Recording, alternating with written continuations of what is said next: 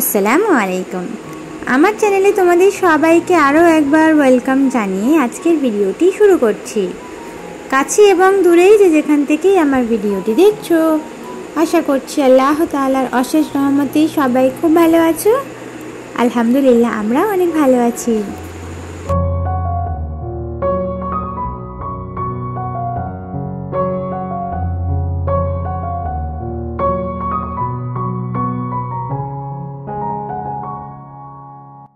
তো আজকের ভিডিওটা স্টার্ট করলাম আমার মেয়ের খাওয়া দাওয়া দিয়ে। তো একটুখানি ছোলার ডাল ছিল, ভিজিয়ে দিলাম। আজকের কুমড়ো শাক দিয়ে রান্না হবে। তো তারপর এই যে এখন কিন্তু 10:30 নাগাদ বাজে, ওকে এখন খাওয়াবো আমি রুটি আর দুধ। তো বেসিক্যালি এটা কিন্তু আমি মাঝে মাঝে রাত্রেবেলা, যেহেতু এখন আমার শাশুড়ির জন্য আমি রুটি করছি, তো সেক্ষেত্রে এটা মাঝে মাঝে ওকে রাত্রেও খাইয়ে থাকি, মানে 9টা নাগাদ করে ওকে খাইয়ে থাকি। আর দিনের বেলা যদি ওকে দিয়ে থাকি তাহলে সেক্ষেত্রে মানে যেদিন দিনের বেলা রুটি হয়, সকালে তো বেশিরভাগ ক্ষেত্রে রুটিটা হয়, তো সেক্ষেত্রে কিন্তু ওকে 10:30 থেকে 11টার মধ্যে এটা খাইয়ে থাকি। মানে এটা ব্রেকফাস্টেও খাওয়ানো যেতে পারে, আবার তোমরা চাইলে এটা ডিনারেও খাওয়াতে পারো। তো এটা কিন্তু সবথেকে বেস্ট হবে তোমরা যদি ব্রেকফাস্টে খাইয়ে থাকো। তো বেশিরভাগ আমি ব্রেকফাস্টেই খাইয়ে থাকি। তো চলো শেয়ার করি যে এইভাবে তোমরাও কিন্তু বানিয়ে খাওয়াতে পারবে। তো যদি তোমার বেবির বয়স 6 মাসের থেকে অনেক মানে 6 মাসের পর যদি তোমরা ওকে এই খাবারটা দিতে পারো, তাহলে সেক্ষেত্রে অবশ্যই কোয়ান্টিটিটা কমিয়ে বাড়িয়ে নিতে হবে। মানে তোমার বাচ্চা যতটুকু খাবার খেতে চাইছে তুমি তো সেটা বুঝবে, সেই অনুযায়ী বানাবে। আর অবশ্যই মিক্সিতে পেস্ট করে নিতে হবে। আমি 9 মাস পর্যন্ত ওকে মিক্সিতে পেস্ট করে খাইয়েছি। তারপর থেকে কিন্তু একদম ছোটো ছোটো করে টুকরো করে বেশ 10 থেকে 15 মিনিট ভিজিয়ে রাখলে রুটি এমনিতেই নরম হয়ে যায়। তারপরে কিন্তু ওকে এইভাবে খাওয়াতাম। আর এখন একটু বড় বড় হলেও সমস্যা নেই, কারণ যেহেতু দাঁত হয়ে গেছে, মানে পাশের দাঁত না উঠলেও মোটামুটি দাঁত হয়ে গেছে, তো এখন একটু ভিজিয়ে রেখে দিলেই হয়ে যায়। তো সবথেকে প্রথমে রুটিগুলো একেবারে ছোটো ছোটো করে টুকরো করে নিলাম। তারপর এর মধ্যে একটুখানি উষ্ণ গরম পানি দিলাম। গরম পানিটা না দিলে রুটি কখনোই একদম ভিজবে না, তো সে কারণে আমি গরম পানিটা অবশ্যই দিই। আর বাচ্চাদের জিনিস একটু গরম গরম খাওয়ালে তবেই কিন্তু ভালো হয়। তবে খুব যে হালকা গরম না, পানিটা বেশ গরম, মানে অনেকটাই গরম, হাত তুমি রাখতে পারবে না এরকম গরম। তারপর এর মধ্যে দিয়ে দিলাম ও যে ফর্মুলা মিল্কটা খাই, সেই ফর্মুলা মিল্ক। তোমরা চাইলে এখানে পানি আর এই আলাদাভাবে দুধ দেওয়ার বদলে শুধু এমনি দুধও গরম করে দিতে পারো। যেহেতু আমি ওকে ফর্মুলা মিল্ক খাওয়াই, তো সেই ফর্মুলা মিল্কটাই 2 চামচ দিয়ে দিলাম। আর খুব গরম পানি, আর তার সঙ্গে কিন্তু দুলালের তাল মিছরি মিষ্টি হওয়ার জন্য। যেহেতু 1 বছর হয়ে গেছে, তো এখন তো স্বাদ বুঝে গেছে, মিষ্টি মিষ্টি একটু না ভাব হলেও খেতে চাইবে না। তো সেক্ষেত্রে দুলালের তাল মিছরিটাই মিষ্টির জন্যই ব্যবহার করে থাকি, যেটা বাচ্চাদের জন্য খুবই উপকারী। আর তোমরা চাইলে মধুও দিতে পারো, মধুও কিন্তু মিষ্টি ভাব আনবে, সেই সাথে ওটাও কিন্তু ভালো। তো এখানে কিন্তু ওটা 10 থেকে 15 মিনিট আমি ভিজিয়ে রেখেছিলাম। তারপরে কিন্তু রুটিটা খুব নরম হয়ে গেছে, আর এইবারে কিন্তু ওকে আমি খাইয়ে দেবো।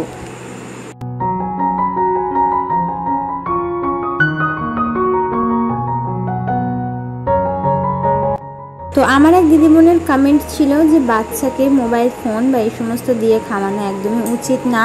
তো উনি হয়তো আমার ভিডিও দেখেনি ভালোভাবে, তাই বলছি যে আমার মেয়ে কিন্তু কখনোই ফোন দেখে খাওয়াই না ওকে। খুব ছোটোবেলায় যখন 7-8 মাস 9 মাস বয়স ছিল, তখন কিন্তু মাঝে মাঝে ফোন দেখাতাম, যখন খুব জেদ বায়না করতো।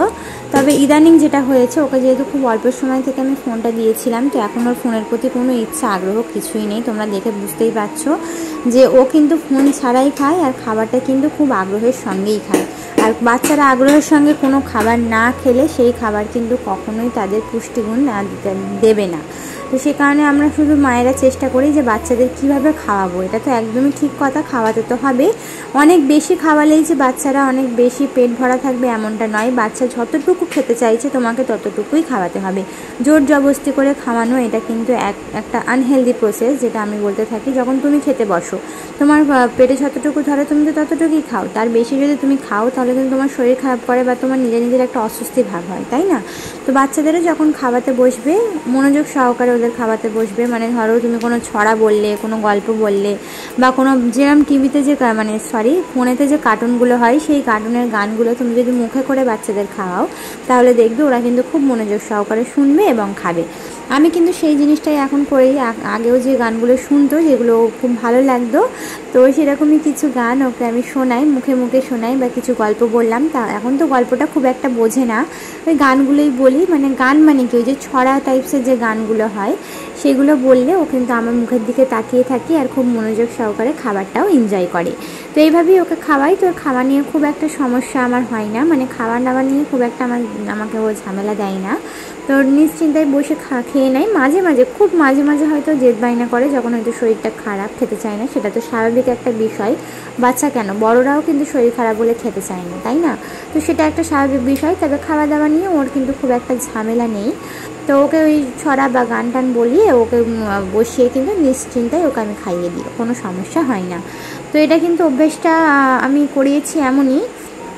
কীভাবে করিয়েছি আমি খুব একটা বলতে পারবো না, তবে ছোটো থেকেই ওকে যখনই আমি খাওয়াতে বসতাম তখন মুখে মুখে ছড়া এগুলোই বলে বলে ওকে খাওয়াতাম। ফোনটা যতটা পারতাম অ্যাভয়েড করতাম, অ্যাভয়েড করতে করতে এখন একদমই ছেড়ে গেছে।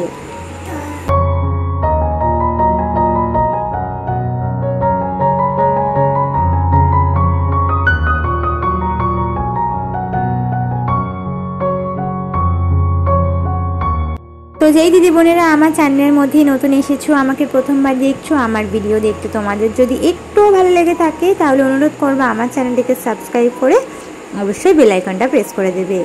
এতে করে যেটা হবে, আমার ভিডিও ছাড়া মাত্রই তোমাদের কাছে নোটিফিকেশনটা পৌঁছে যাবে। আর যারা অলরেডি কাজটা করে দিয়েছো তাদেরকে অসংখ্য ধন্যবাদ।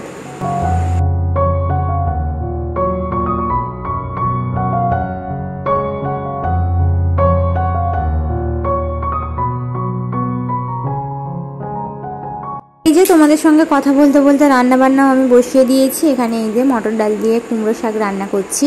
তো এর আগের দিন মুসুর ডাল দিয়ে রান্না করেছিলাম, আজকে মা বললেন যে মটর ডাল যেখানে রয়েছে রান্না করো, ভীষণ টেস্টি লাগবে খেতে। তো আমি প্রেশার কুকারে দিচ্ছি যাতে ঝট করে এটা মানে সিদ্ধ হয়ে যায় আর কি। তো বেশি কিছু করার দরকার নেই, ঠিক যেভাবে আমরা মশলা কষিয়ে থাকি। তো আমি মানে এই যে ডালটা সেটাকে কিন্তু খুব ভালোভাবে মশলা দিয়ে কষিয়ে নেব, সাথে আদা রসুনও পেস্টও দিয়েছি, দিয়ে ভালোভাবে কষিয়ে নিয়ে এর মধ্যে পরিমাণ মতো পানি দিয়ে এর মধ্যে শাক দিয়ে দেবো। ঠিক সিম্পলি যেভাবে শাক চচ্চড়ি করা হয়, আলুর বদলে জাস্ট ডালটা দিতে হবে, দ্যাটস ইট। এটা এছাড়া কিছু করার দরকার নেই। খুব ভালোভাবে কষিয়ে নিয়ে পরিমাণ মতো পানি দেবো। পানিটা কমই দিচ্ছি কারণ প্রেশার কুকারে দিচ্ছি প্রথমত, আর দ্বিতীয়ত হচ্ছে শাকে থেকে অলরেডি অনেকটা পানি বেরোবে, তাই খুব অল্প পরিমাণে পানিটা দেবো। দিয়ে কিন্তু এখানে আমি 8টা সিটি দিয়ে নেব, নিলে কিন্তু আমার শাক রান্না হয়ে যাবে।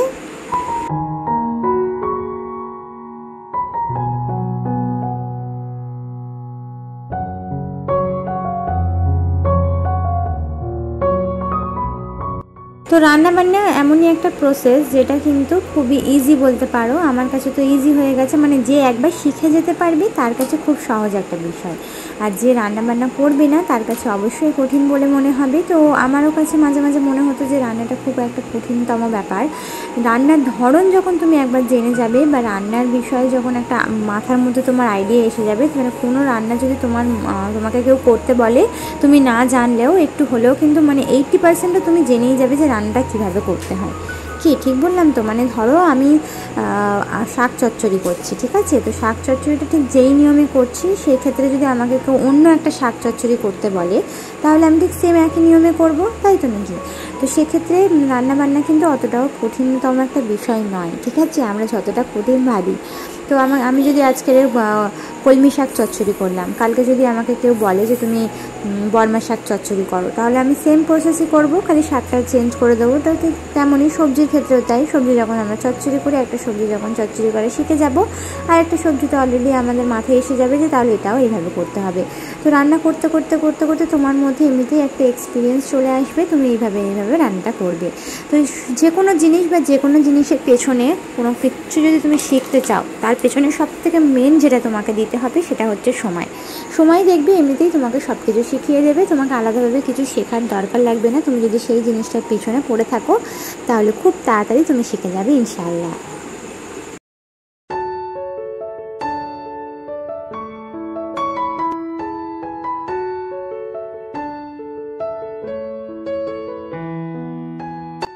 তো এখানে কিন্তু আমাকে মানে আগের ভিডিওতে আমার এক দিদিবোন কমেন্ট করেছিলেন, যেটা শুনে আমার খুবই কষ্ট পেয়েছি, হ্যাঁ বলতে পারো। তো কষ্ট পেয়েছি, সাথে কথাটা আমি ভালোভাবে নিয়েছি, খারাপ মাইন্ডে নিইনি। তো উনি আমাকে মম হিরা আপুর সঙ্গে আর কি একটু রিলেট করেছেন, তো সেই কারণে কথাটা আমার খারাপ লেগেছে।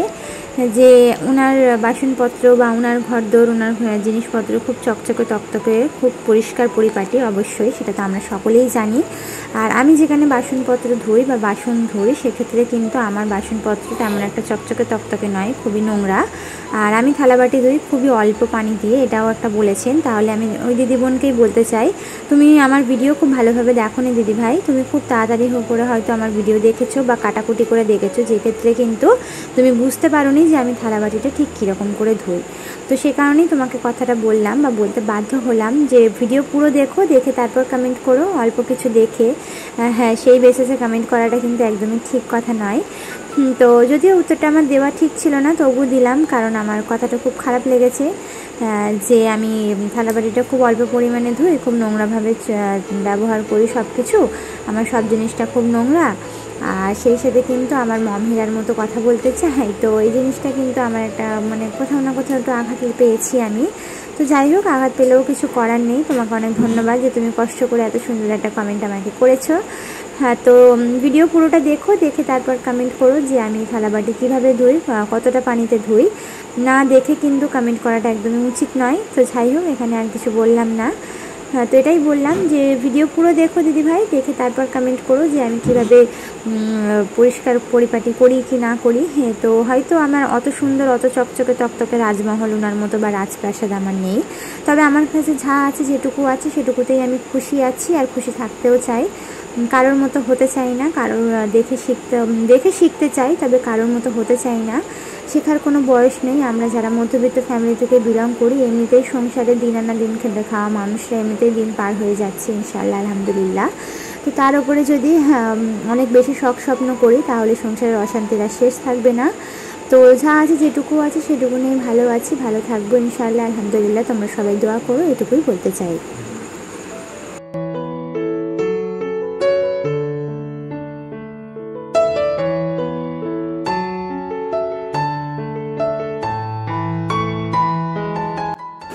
আর আমার হাজব্যান্ডের যতটুকু রোজগার, যতটুকু ইনকাম, সেই ইনকাম দিয়ে সংসার চালানোর পাশাপাশি চেষ্টা করে একটু একটু করে সেভিংস করে নিজের শখ পূরণ করতে। একবারে ওনার কাছে দামি কিছু আমি আশা করি না, কারণ আমি জানি উনি চাই যে আমার ওয়াইফ আমার কাছে যা আবদার করবে আমি সেটা পূরণ করি। কিন্তু যদি না পারে তো সেক্ষেত্রে তো খুব কষ্ট হবে তার। মানে আমি তো দেখতে পাচ্ছি যে মানুষটার উপার্জন কতটুকু বা মানুষের ইনকাম কতটুকু, তাহলে সেটা জানার পরও যদি তার ইনকামের থেকে অনেক বেশি কিছু আমি চেয়ে ফেলি তাহলে এটা আমারই ভুল হবে। হ্যাঁ, তো সেই কারণে ওনার উপার্জন অনুযায়ী কিন্তু কোনো শখ শান্তি আর করি না, মেটাতে চাই না। আমার শুধু একটাই শখ আছে, আমার ইউটিউব প্ল্যাটফর্মটাকে আমি একটা ভালো জায়গায় নিয়ে দাঁড় করাবো। আর সেই ভালো জায়গা থেকে কিন্তু আমি নিজে উপার্জন করে আমার হাজব্যান্ডের শখ শান্তিগুলোকে মেটাতে পারবো। তো আমার শুধু এই ইচ্ছাটাই আছে, জানি না আল্লাহ পাক এই ইচ্ছাটা আমার কবে পূরণ করবে বা আদৌ কোনো দিন পূরণ হবে কি না। তবে প্রত্যেক মানুষের তো শখ আবদার এগুলো থাকে, তার মধ্যে আমারও একটা শখ যে আমি নিজে উপার্জন করে যদি আমার হাজব্যান্ডের হাতে তুলে দিতে পারি বা ওনার শখগুলো পূরণ করতে পারি, তাহলে আমার থেকে খুশি হয়তো আর এই পৃথিবীতে কেউ হবে না।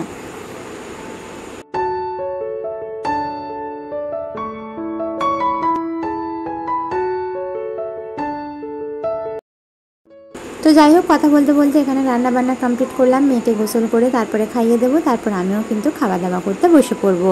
তো আজকের ভিডিওটা এ পর্যন্তই ছিল। আশা করছি পরবর্তী ভিডিও পর্যন্ত তোমরা সবাই সুস্থ থাকবে, ভালো থাকবে। আল্লাহ হাফিজ, আসসালামু আলাইকুম।